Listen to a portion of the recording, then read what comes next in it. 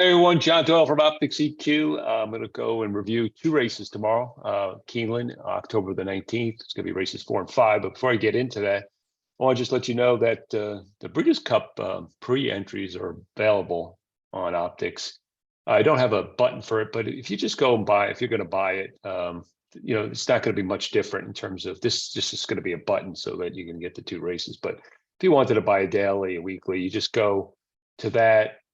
And just select the date that would be the Breeders' Cup, which would be Friday and Saturday, the 4th and 5th. And then you buy it. And you would see, because they're up there already, the preliminary plots, preliminary grids. I mean, it's a long time before the races, so lots of things are going to change. But if you were just interested, you can kind of get ahead of it, or just wait for us to get the button kind of a week before, the more latest PPs go up. Okay. So that's something I thought it was very interesting, some of the plots, especially the classic, but again, we'll see who shows up. I'm going to look at race 4 at Keeneland. When I first looked at the plot, not giving me a lot. I just don't like this plot. You have, it's a yellow fit, but there's really nothing. It's hard to kind of evaluate quadrant 1. Doesn't really have the greatest flow. So I went to the grid though, and I just kind of worked my way backwards because I thought there was something interesting. And one thing I like to do when I'm handicapping races is the most important thing really is current form, and then where the horse is kind of projecting to go from that current form.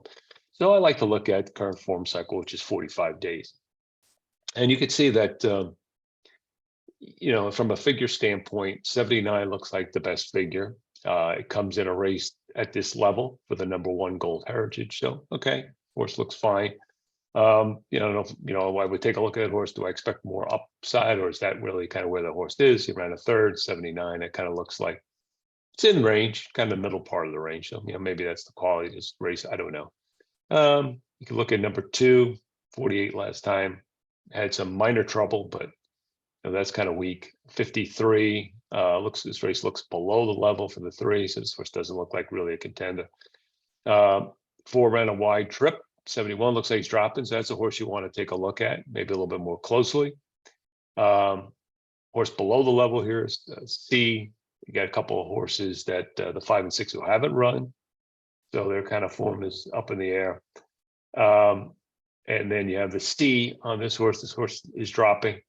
And it looks like he's going to be the favorite, so that's a little iffy. And I thought the one horse that was interesting, that kind of like two horses that are interesting, the 4 I mentioned, and also the 10, 90s Country, who was wide last time on the turf going along. And you see that prep projection. It looks like it's a prep. So I'm going to go a little bit more, drill down a little bit more on the 4 and the 10. So let me start with the 10 because I thought that was a little bit interesting.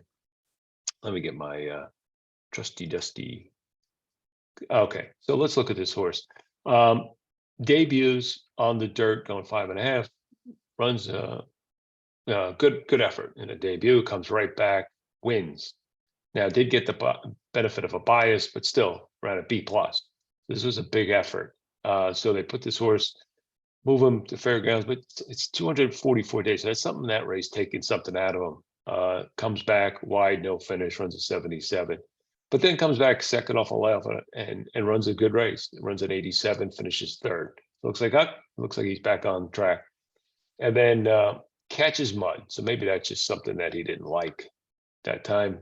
Run a poor effort, C. And then he pairs another C, but that was on the grass. Okay. And notice that grass race, because I want to show you the next race after the grass race. He's slow out of the gate. But he runs a 79, proves 9 points from his grass race, and he showed nothing in the grass race, right? You can see he shows, even though he's out of the gate, he looks like he gets in contention. So maybe just the poor gate start hurt him. It could have actually done better in that race. And then the next race, he has trouble at the start again. So he had trouble at the start in those 2 races. Still ran a better figure than his turf race, which he showed nothing in, right? He's kind of been laid off a little bit, starting a new form cycle. He runs in a turf route again, and he runs a 69. So, and it looked like, again, he just kind of went around the track, was wide in that race. I don't think turf is what he wants. I'm looking for an improved effort for this horse, at least to get back. Maybe if he can't get back to his, higher, mid to high 80s, maybe he could at least get back somewhere in the middle range, which when you looked again at the horse's recency, that kind of fits today. So I think this horse with an improve, and he gets Laurent Giraud back. I'm not crazy about this, but at least this horse has some history with him. He was in the Cox's barn. Gutierrez, this is like the third start for this trainer. I'm expecting an improved effort. And let's look at something else here. I'm not don't have access to, I'm not watching the morning workouts, but this just kind of, I'm going to take a look at the workout for these horses. And I'm going to look at the 10 here. And I mean, this horse is kind of a typical workouts were kind of like, 37 and 90, but notice his last 3 workouts. Now, one was before that turf race, was a bullet, 1 of 14, 2 of 23. This horse, his work patterns just changed. So I'm thinking he's going to be closer to the pace that he has been. He's got back figures that could win this race. I'm looking for an improve off the prep on the turf. And I think he's worth a shot, especially 5-1 seems reasonable. If you can get even better than that, good. So 90s country, I thought had a little bit of a luck. And 4 was the other horse that I thought had luck. Horse ran a 71. It's kind of on the improve. And he's getting a drop in class, improved numbers wise. Maury just has had terrible luck at Keeneland though. But as another horse, when you look at the workouts, sporting an improved pattern, at least on the clock, last 2 works, which is phenomenal, right? This horse had 2 works like this on 7/19. Let's see how he did prior to that race. Yeah, that was prior to his debut where he had trouble. So I don't know. It just looks like, maybe recent works indicating that this horse might improve. But for me, he's 12-1. So for me, I like the 10, 4, a little bit on the secondary side in race 4. Okay. Race 5, I'm going to go over to. And when you look on the plot, this race, again, low contention, low speed, but it's a red fit. It's a messy plot. I think, again, just jumped out at me a little bit. It was after the fact. I went to the grid and I came back to the plot where the squares. I just wanted to look at them. And again, I'm going to do that filter where we're going to look at the last 45 days. And you can see it's very contentious, right? The numbers are pretty close, 81, 81, 83, 78.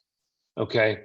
And again, I just kind of went down the field and I looked at the 2 ran a 78 slow out of the gate, but that was on dirt. I'm going to come back to that. But so horse didn't run a bad effort. The 83, this horse ran at Kentucky Downs. Now is moving up in class. 77, this horse ran was on the dirt. This horse ran at 81, just broke maiden though, and now is cutting back in distance. The favorite and most logical horse is the 8 American Starlet. This horse is for Wesley Ward, which just owns Keeneland.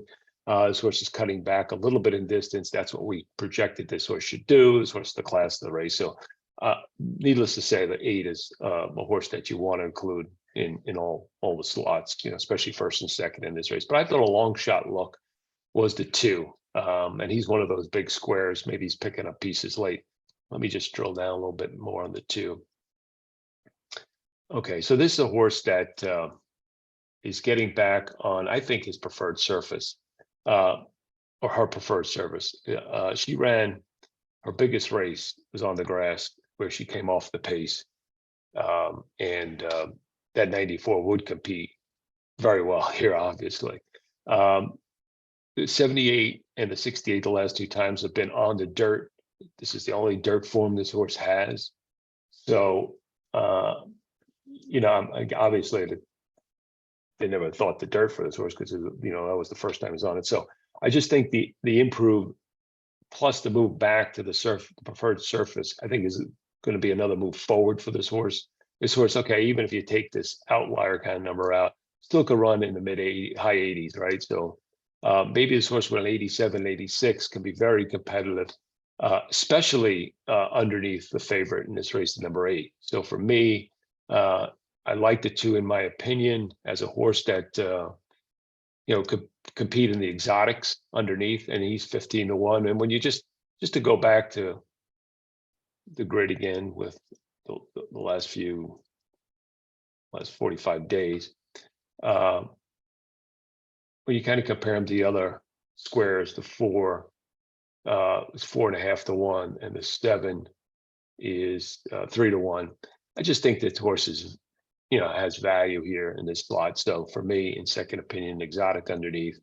And I would say the 8 American Starlight is a legitimate favorite in that race. So don't try to beat him that way. Try to get some value with the 8 and the exotics with the 2. Okay. That's the 4th and 5th race at Keeneland tomorrow.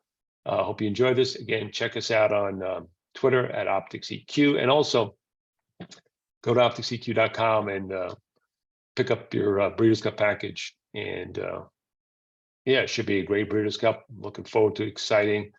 I think it all depends on who ends up in the Classic, but that could be really an exciting race, especially with the presence of Flightline in that race. So, all right, thanks a lot, everyone.